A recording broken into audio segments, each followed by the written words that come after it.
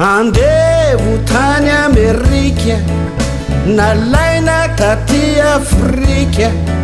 alahelo ranomaso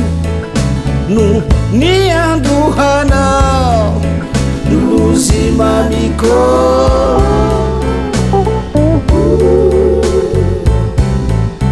lozy mamiko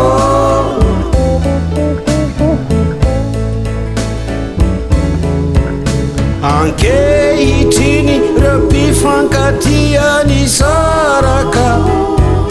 no hirainanao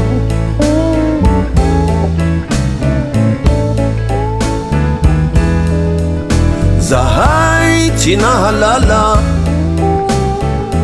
ny tantaranao zay hira milantolanto rehetra izao no everinay fayanao blues mamiko ry blues mamiko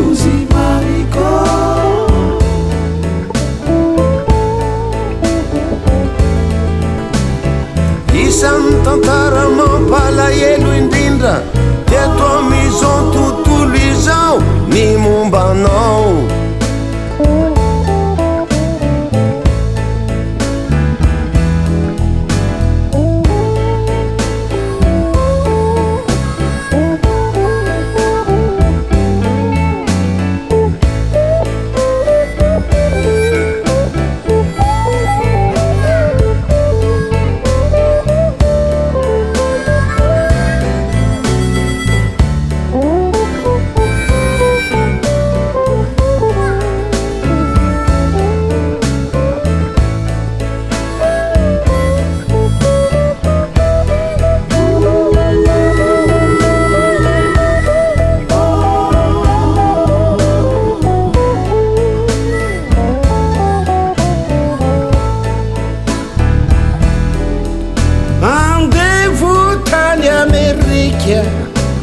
nalaina taty Afrika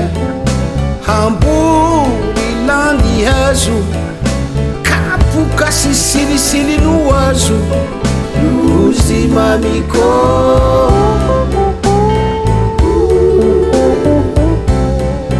lozy mamiko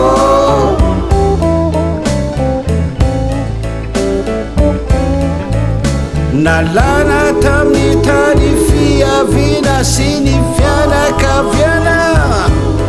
mandraky izay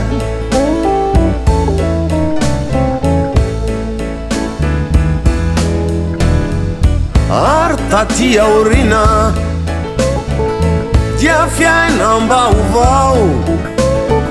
amerikanina mainty no iantsonanao ry blues mamiko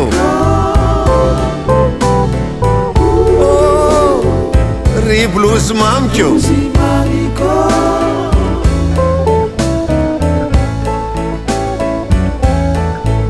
adinureny lasa faokro mpifankatia misaraka no iraina ianao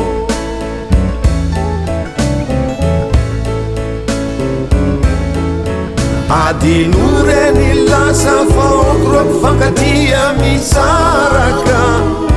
no iraina ianao